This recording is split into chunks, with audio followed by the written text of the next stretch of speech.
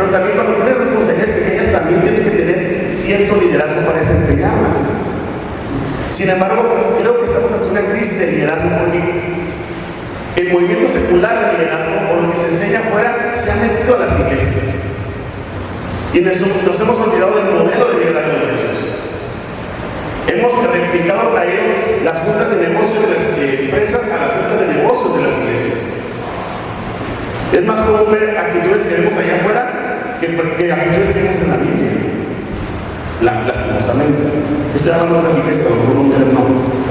Sin embargo, estamos llamados a tener un liderazgo y vamos a ir desarrollando un poquito sobre este término. Y quiero empezar primero hablando de la diferencia clara que existe entre dónde presidir, que viene en Romanos 12, y el liderazgo. Muchas personas tienen el don de presidir, que es un don, una habilidad sobrenatural dada por Dios a los que han creído en Cristo. Es un regalo que Dios nos da a las personas. Y algunos tienen diferentes dones. Sin embargo, el liderazgo no está limitado solamente a las personas que tienen el don de presidir. Muchas personas lo tienen, muchas otras personas no lo tienen. Es normal. Pero eso no significa que si no tienes el don de presidir, no tienes que ejercer liderazgo. No tienes que servir en tu iglesia. Todos tenemos, sin embargo, las personas que tienen el don de presidir son personas que tienen poder de convocatoria, que siempre tienen gente alrededor, que tienen la facilidad de llevar al frente un grupo, a coordinar un grupo, coordinar un proyecto, ¿no? Y que inmediatamente la gente lo sigue, porque tienen el don de presidir. Pero muchos no lo tienen, muchísimos no lo tienen. Es como el don de fe, ¿no? Muchos tienen el don de fe, no significa que los que no tengamos el don de fe no tenemos que tener fe, al contrario, todos tenemos que tener fe. Pero muchas personas tienen el don de fe porque tienen esa pasión por la oración, por cercanía a Dios y tienen una fe tan fuerte que nada los tumba. Y muchos otros somos simples mortales ante las situaciones, nos tumbamos. Pero, insisto, no porque no tengamos el don significa que no tengamos que tener fe. O como el don de enseñanza, como el don de servicio. Mucha gente lo tiene, esta habilidad nata de estar moviendo bancas y le nace su corazón de volar a moverse, a acomodar bancas, porque tiene el don de servicio. A mí me obligan, no hay gente que la tiene, no hay gente que lo tiene, el don de servicio. Pero es gente que le sale de manera natural. Pero no por eso significa que no vamos a servir, que no vamos a servir. Sin embargo, el liderazgo lamentablemente se ha utilizado con una connotación de poder, de autoridad, de dominio sobre las demás personas. Aquel es el que está al frente de la iglesia, el poderoso de la iglesia, los que mueven la iglesia, los que dominan la iglesia. Otra vez, un concepto secular que ha entrado a la iglesia. Cuando el liderazgo, y es lo que vamos a desarrollar en ese mundo, es aquel que toma forma de siervo. Y en la Biblia viene mencionado como siervo. Y la palabra siervo tiene una connotación interesante, un significado muy interesante que más adelante voy a comentar. Todos vimos en la escuela, hay gente preparada, gente que tiene estudios teológicos, pedagógicos, de educación, y que daba clases en la escuela, pero todos tenemos maestros súper aburridos acá. Bueno, en la prepa, secundaria, universidad, ¿tuvo maestros aburridos? No. ¡Wow! ¡Qué padre! Pasan en sus universidades y escuelas. Todos tuvimos, ¿no? Sin embargo, creo que pesa más el don que a veces los estudios o la capacidad o la preparación que tiene una persona. Las personas que tienen el don, tienen esta habilidad natural, sobrenatural, dada por Dios, automáticamente cuando dan clases se les nota. Como el pastor Rubén dice, se les nota. Pero hay personas que se preparan y por más que estudian y no tienen el don y dan clases y dicen, caray, ¿qué dijo? No lo entendí. Y yo sé que es difícil porque esto requiere una autocrítica. A veces creemos que todos tenemos que dar clases en la escuela dominical. Me acuerdo que el director del seminario que estudiaba siempre mencionaba una anécdota de un pastor, muy buen líder, tenía don de presidir. De hecho fue presidente de una asociación bautista muy grande, pero cuando él dio clases, mucha gente se miró porque decían, esto es liderazgo, va a dar una clase increíble. Y cuando vieron la clase decían, caray, ¿qué dijo? Nadie entendió nada. Pues no tenía don de enseñanza. Pero a veces asumimos que las personas que están al frente a fuerza tienen que tener el don de enseñanza. Y cuesta trabajo también reconocer cuando no lo tenemos. Cuesta trabajo decir, no, porque no soy bueno para esto, mejor me dedico a otra cosa. Pero a veces creemos que tenemos que tener fuerzas ese liderazgo. Sin embargo, necesitamos más siervos, necesitamos más líderes en esta iglesia, pero sobre todo que sean líderes al estilo de Jesús, que comprendan el ministerio holístico al cual todos estamos convocados, que es el reino de Dios, que comprendan que todo lo que hacemos, mover bancas, si acomodamos bancas y limpiamos el templo, ¿para qué sirve? ¿Para cumplir con algún hermano? No, para que se pueda desarrollar el culto. ¿Y el culto para qué es? Para la adoración de Dios, ¿no? Y para el extendimiento de su reino. Todo lo que hacemos, todo, por más pequeño que sea, cumple una función en el reino de Dios. Y un liderazgo al estilo de Jesús tiene que entender eso, que somos parte de un objetivo superior al cual estamos todos los cristianos llamados, que es el engrandecimiento de su reino. Si tú no estás sirviendo en tu iglesia, este mensaje es para ti. Pero si también tú llevas 1, 2 o 3 años sirviendo en la iglesia, este mensaje es para ti. Si tú estás ocupando un cargo en tu trabajo, en tu hogar, que yo espero que todos estemos ocupando un cargo en nuestro hogar y vamos a platicar de eso, este mensaje es para ti. E igualmente, si llevas muchos años o llevamos muchos años sirviendo en la iglesia, en algún cargo, en alguna responsabilidad, este mensaje es para ti.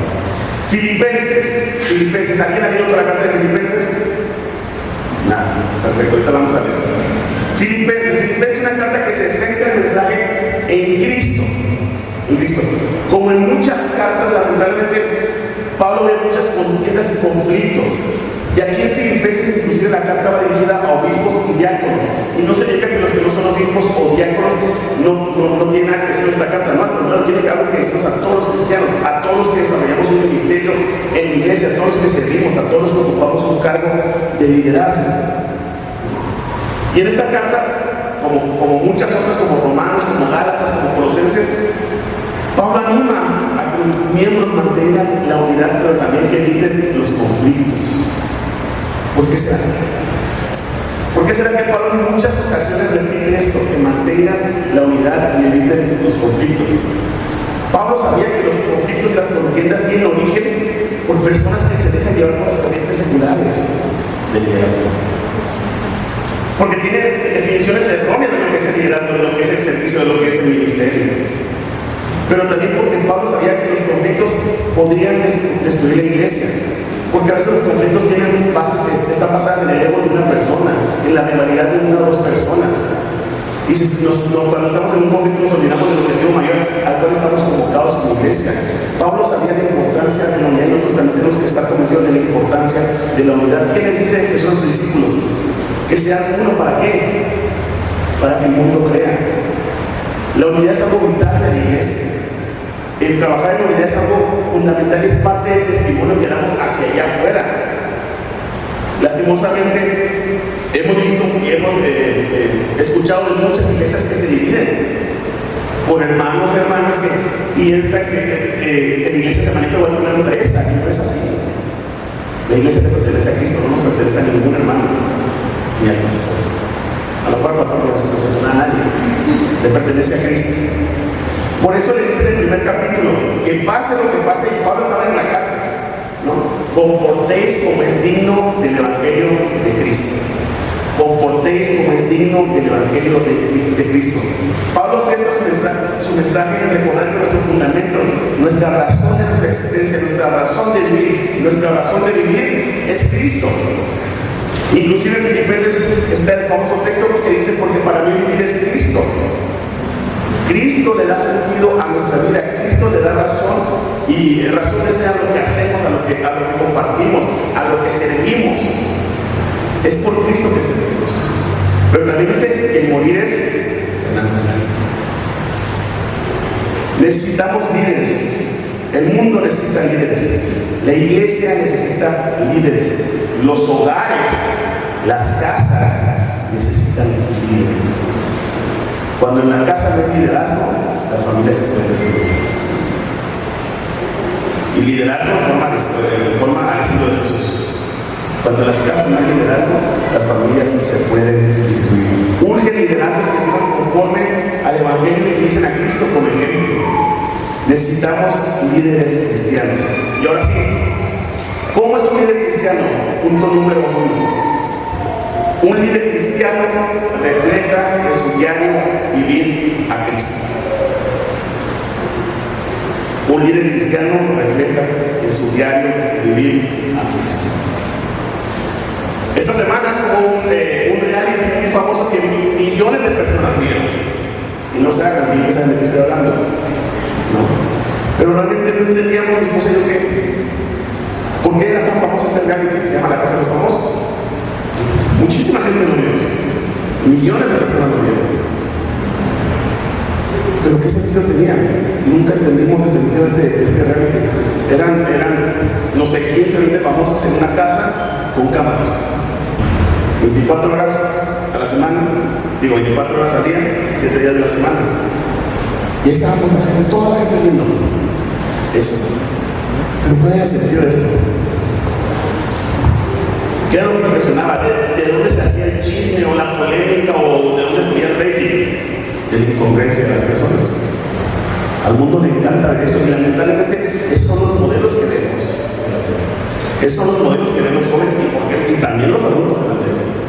Y a veces queremos replicar más esos modelos que lo que dicen las escrituras.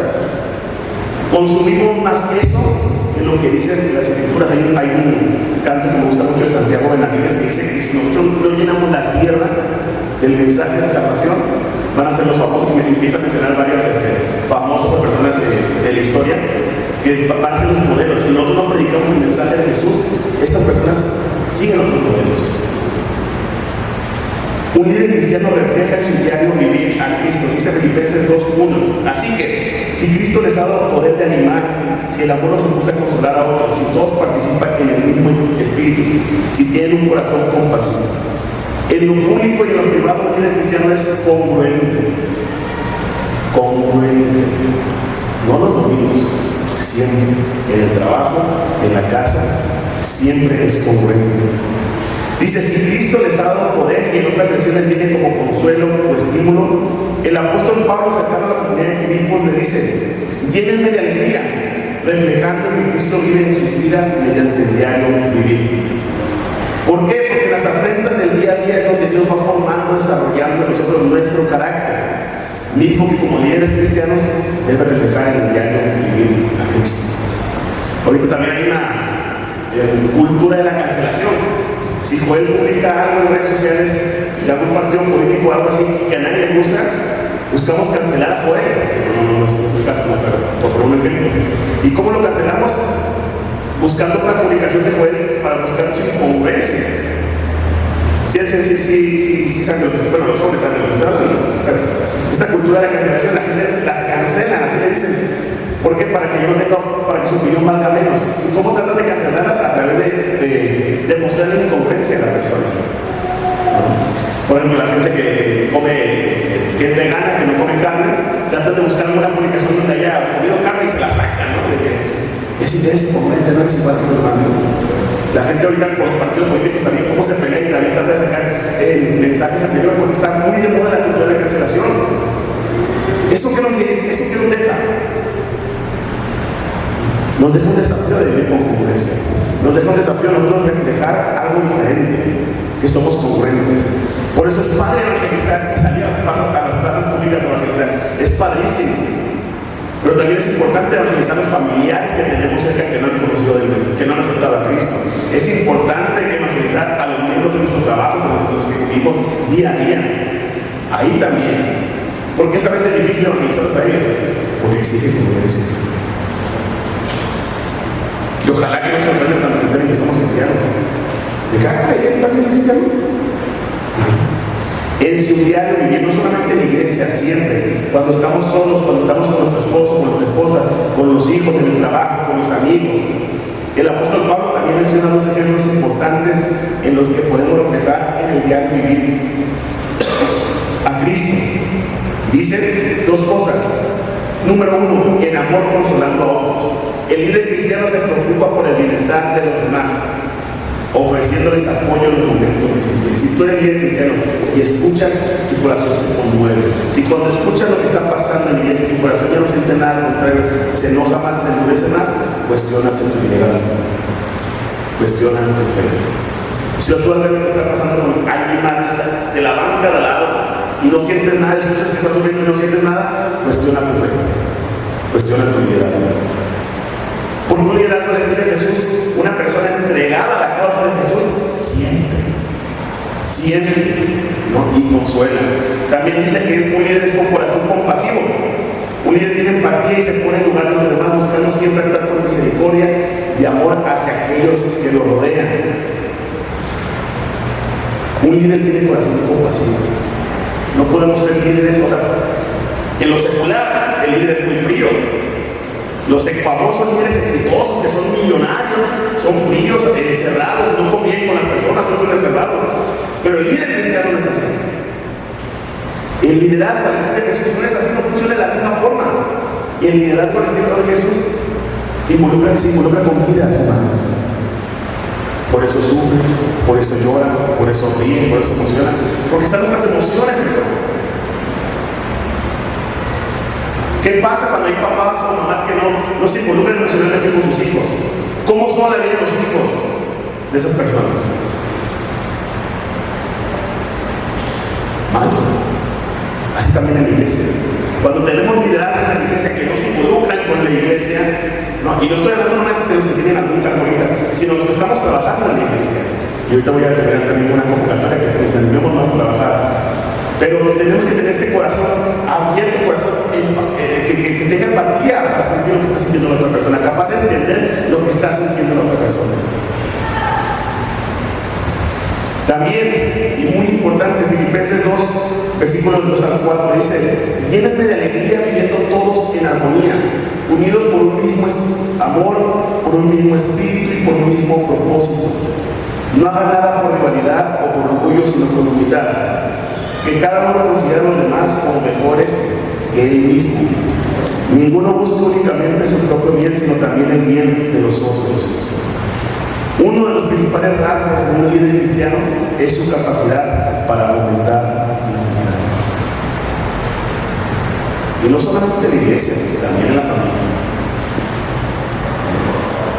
Nos ha tocado ver como jóvenes que sus papás se encargan de poner a los hijos en dividirlos, ¿no? Tratan de que los hijos tengan una percepción de memoria de la mamá o una percepción de memoria del papá y tratan de dividirlos.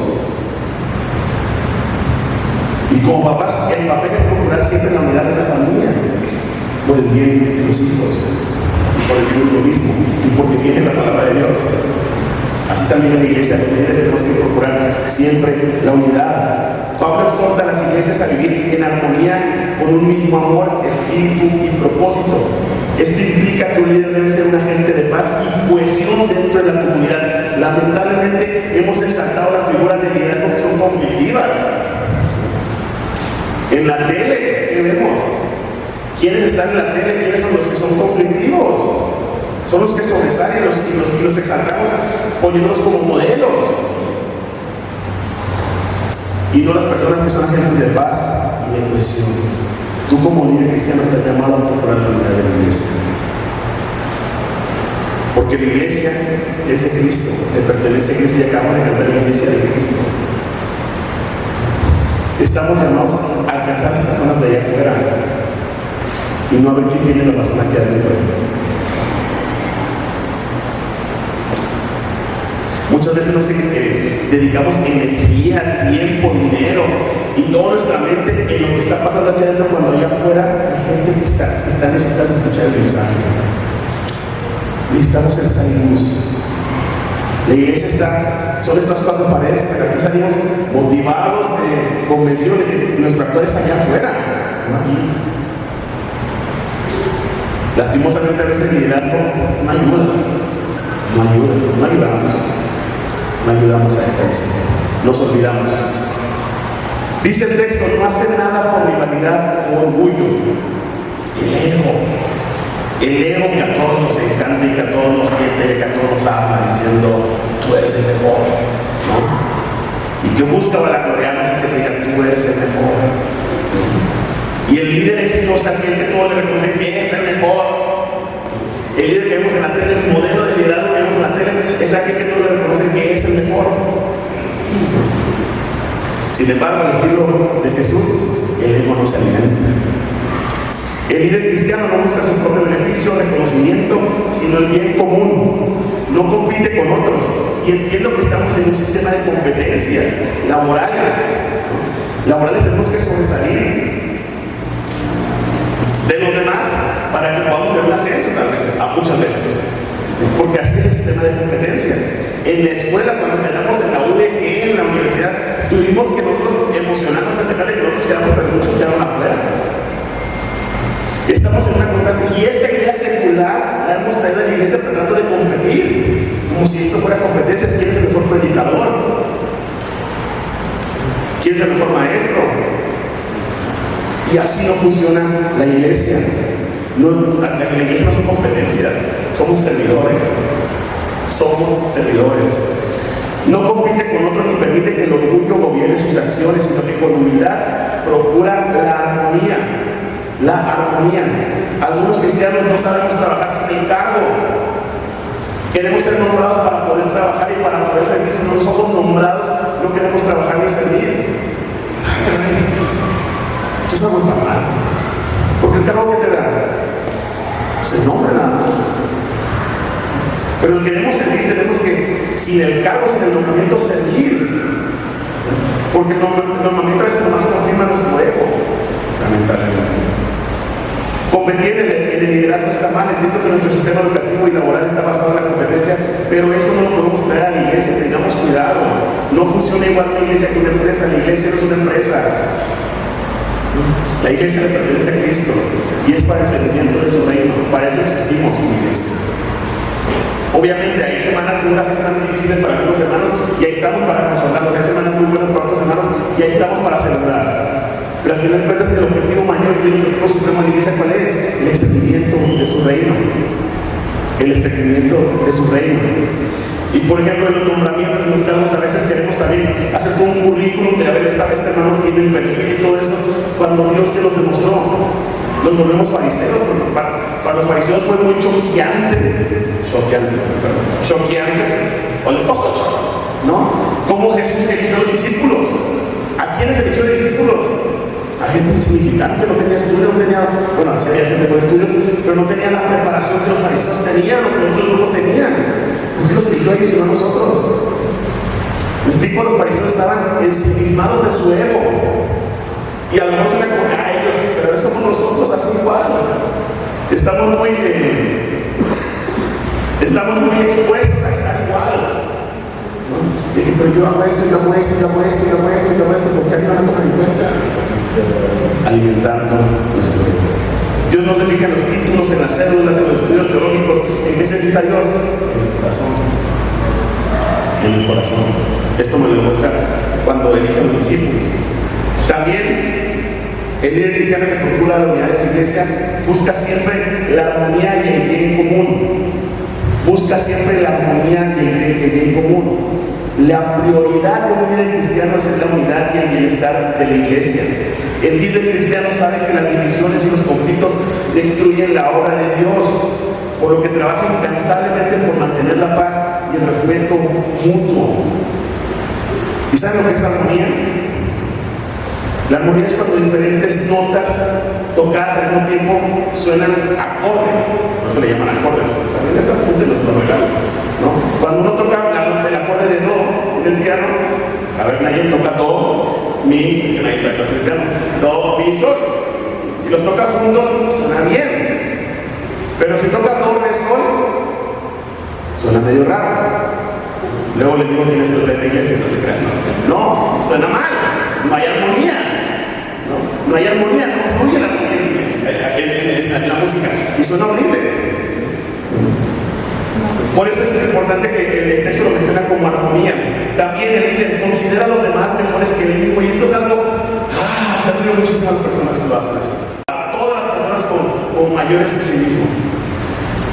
Esta es una actitud clave en el liderazgo cristiano. En lugar de imponer su autoridad, el líder se somete a los demás en humildad, valorando a cada persona y reconociendo que todos tienen un lugar importante en el reino de Dios. La persona que está ahí al lado de ti es importante en el reino de Dios. No está hablando de tu pareja, sino de otro lado, ¿no? también es importante en el reino de Dios. Y a veces creemos que solamente algunas personas, todos son importantes en el reino de Dios, considerando a los demás mejores que nosotros mismos. Otra vez, el liderazgo del estilo de Jesús destruye el ego. Destruye el ego, no podemos alimentar nuestro ego. Estamos aquí para servir, ¿no? Y a lo mejor es difícil porque dices, bueno, estoy sirviendo, pero luego me atacan. Entonces ahí es cuando, ¿cómo respondemos? Nos ponemos un caparazón que dice ego, para que nos ataquen. Pero Jesús nos dice, ¿no? En el mundo tendréis aflicciones, pero ¿qué va a pasar después? Confiar. Yo no sé. Tenemos la esperanza. Tenemos la esperanza, y por esa causa es que ahorita hoy estamos aquí, y por esa causa es que servimos todos los días, no para alimentar nuestro ego, sino para que Cristo sea glorificado. Y por último, y muy importante, un líder cristiano toma forma de siervo. Por eso digo que a veces la palabra liderazgo, y que de hecho yo los jueves o miércoles le mando el sermón al pastor para que me lo regrese como panteón, como buen de cruces. Siempre se lo mando los miércoles, y él me marcó y me dijo, ten cuidado con la palabra liderazgo, porque a veces se ha utilizado muchísimo como connotación de poder. Y tiene razón, ¿no? En la Biblia vemos más el tema de siervo. Siervo. ¿Y saben qué significa siervo en el griego? ¿Cómo debería ser su definición? Esclavo. Esclavo. Un líder cristiano toma forma de esclavo. Y dice Filipenses 2, de 5 al 8, tengan unos con otros la manera de pensar propia de quien está unido a Cristo Jesús, el cual, aunque existía con el mismo ser de Dios, no se aferró a su igualdad con él, sino que renunció a lo que era suyo y tomó naturaleza de siervo, haciéndose como todos los hombres y presentándose como un hombre cualquiera, se humilló a sí mismo, haciéndose obediente hasta la muerte en la cruz. El ejemplo más poderoso de liderazgo en la vida lo vemos en Cristo. Y no me puse de acuerdo con mi hermano David en el campo, pero él recordaba en Filipenses 2, Jesús teniendo la oportunidad de ser igual a Dios, que hizo, se despojó de ese poder para tomar forma de ¿qué? De esclavo. De esclavo. ¿Cuántos de nosotros estamos dispuestos a despojarnos de ese ego, de ese orgullo que no nos permite estar bien con los demás, para tomar forma de siervo, de esclavo? De ese orgullo, de ese ego que en la casa inclusive no nos permite amar a nuestro hijo, a nuestros hijos. ¿Cuántos de nosotros estamos dispuestos a despojarnos de eso? Dice el texto, no se aferra al poder. Punto número 3.1. El liderazgo no se aferra al poder, a diferencia del liderazgo secular que busca el poder, y el liderazgo secular te dice que, o sea, el liderazgo secular se reconoce como la obtención de mayor poder, ya sea económico, sea político, sea de capital social. Y al contrario, en la Biblia dice que no se aferra al poder. El líder cristiano no se aferra a su posición ni la utiliza para beneficio propio.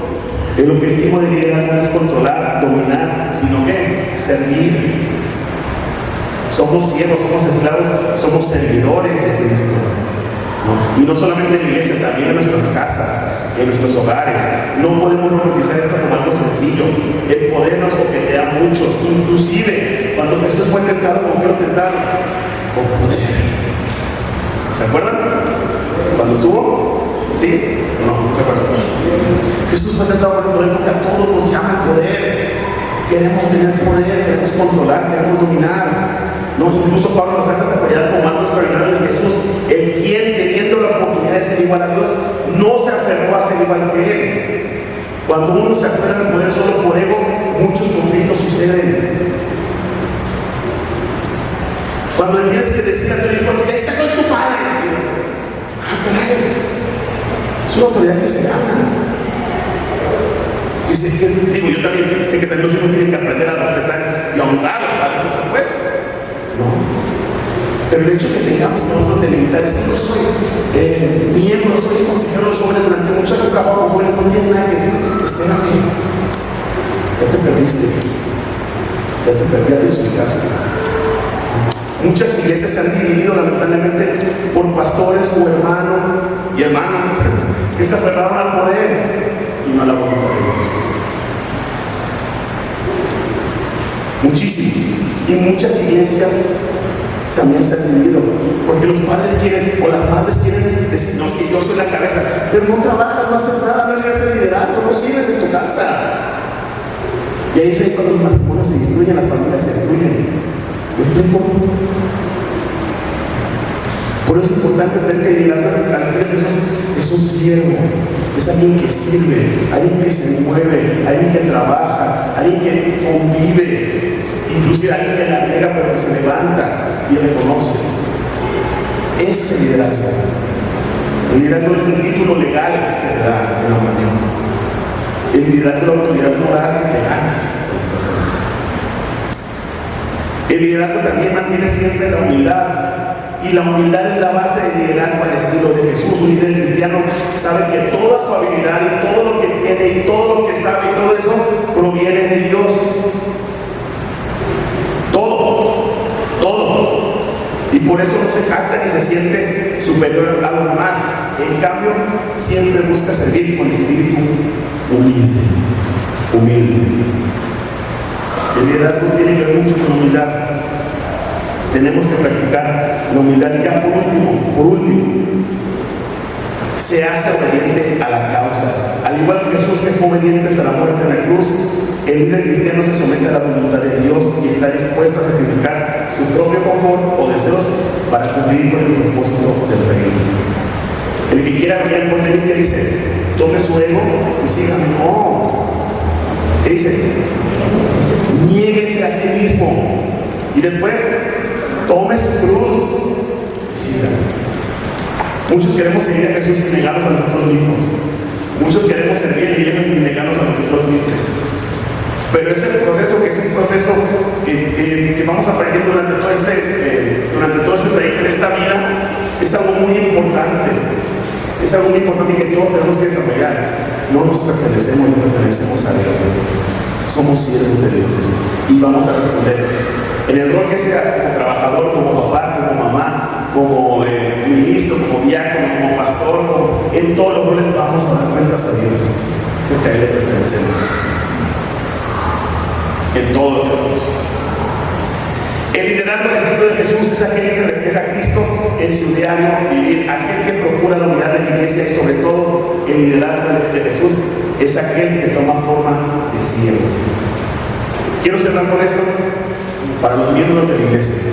Hermanos, a final del mes vamos a tener una sesión de negocios, ¿no? Y se van a nombrar cargos, informes y se van a mencionar lo que está haciendo la iglesia. Vengan, participen.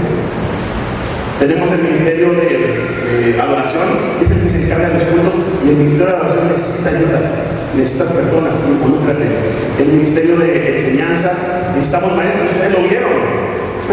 Lo vieron ahorita, necesitamos maestros, involúcrate, sirve en tu iglesia. No te pierdas esa bendición de servir en tu iglesia. Está el ministerio de administración y finanzas, ¿necesitas ayuda? Se necesita ayuda, involúcrate. El ministerio de compañerismo, hermano Héctor, ¿se necesita ayuda?